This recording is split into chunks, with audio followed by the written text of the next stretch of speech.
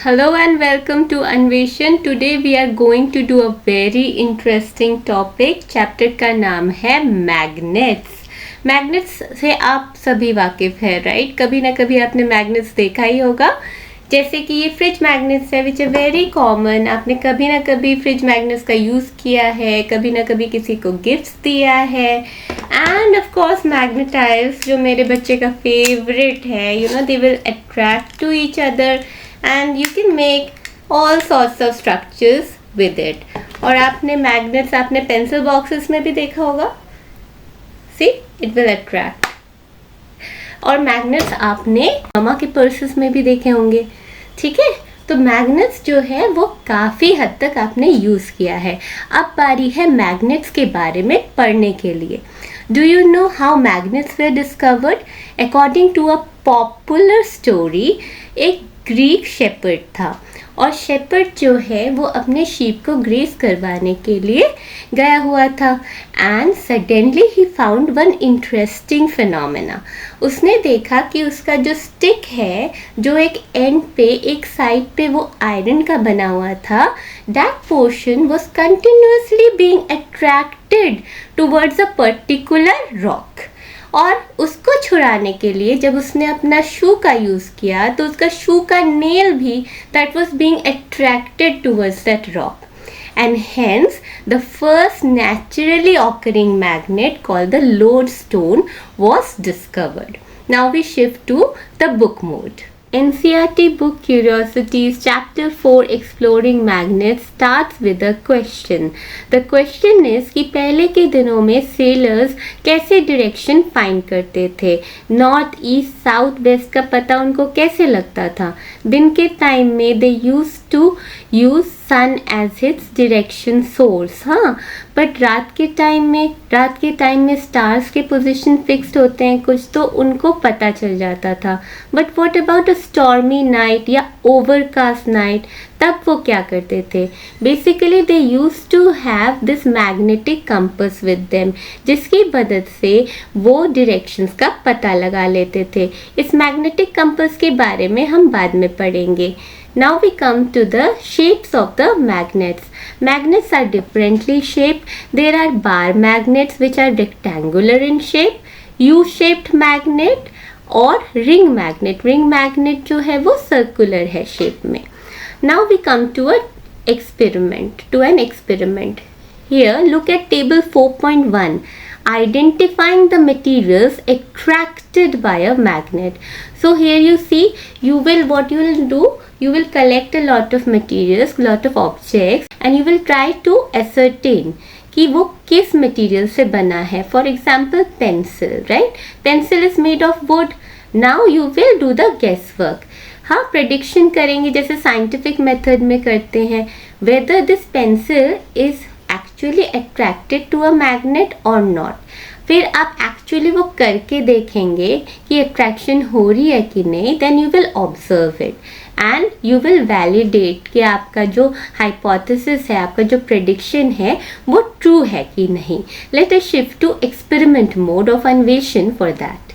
So here we have a globe over here, right? So here you can see the sphere is made up of hard plastic, जबकि ये जो portion है this is made out of metal.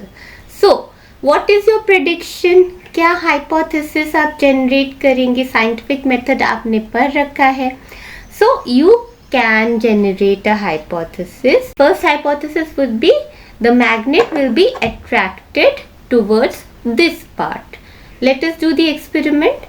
देखते हैं. Oh no, this is falling off. This is not attracted towards this portion, right? So our hypothesis 1 fails. What about hypothesis 2? That this part which is made up of metal will attract the magnet. Let us test it out. Let us test this cute elephant magnet. Oh, it does attract and it globetrots. Wow, it attracts to every portion of this metal. So your hypothesis 2 is validated. So what does that mean?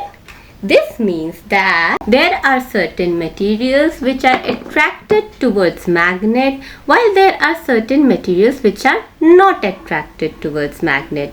The materials which are attracted towards magnet are called magnetic material. The example would be iron, nickel, cobalt, and the materials which are not attracted towards magnet are non-magnetic materials such as plastic, wood, etc.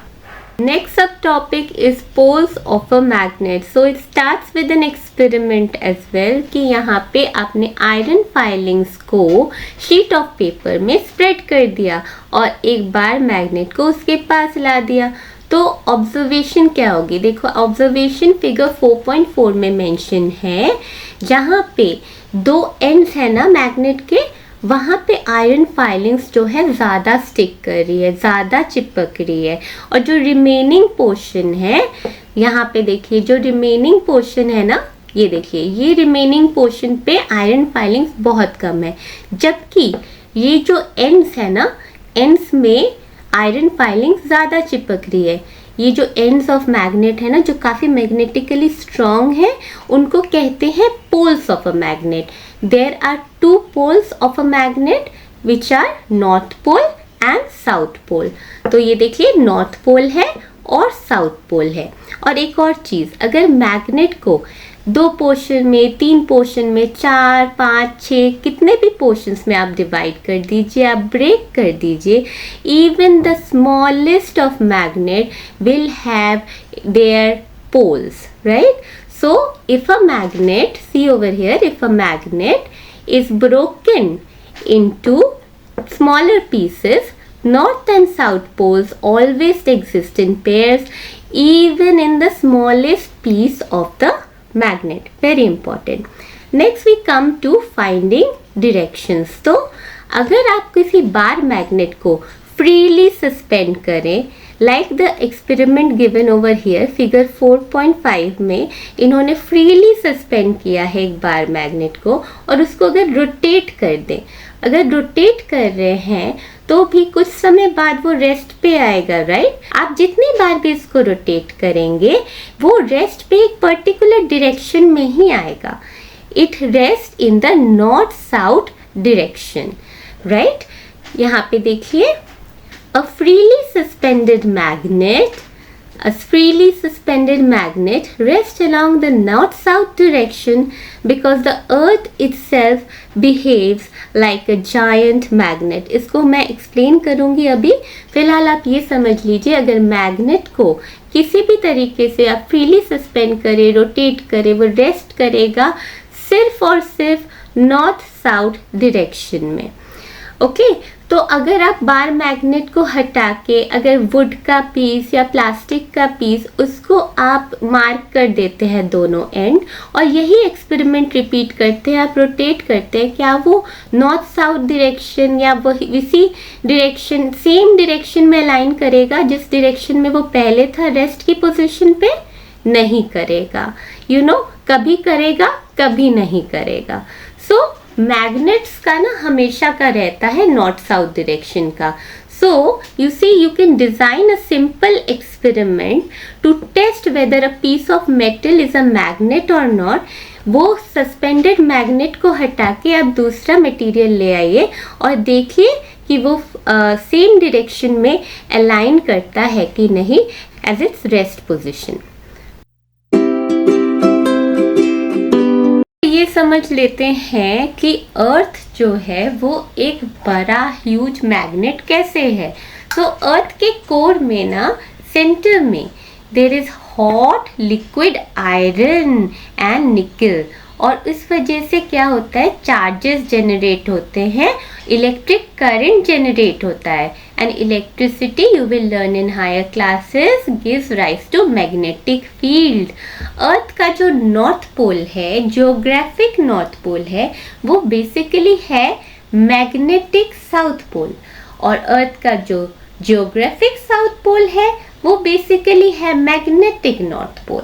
तो आप अगर freely suspend करवाए किसी भी magnet को, ये एक magnet है, उसका north pole will align with the geographic north pole of the earth, और इसका south pole will align with the geographic south pole of the earth. Now ये ज्योग्राफिक नॉर्थ और साउथ जो है उसके हिसाब से बार मैग्नेट अट्रैक्ट नहीं होता।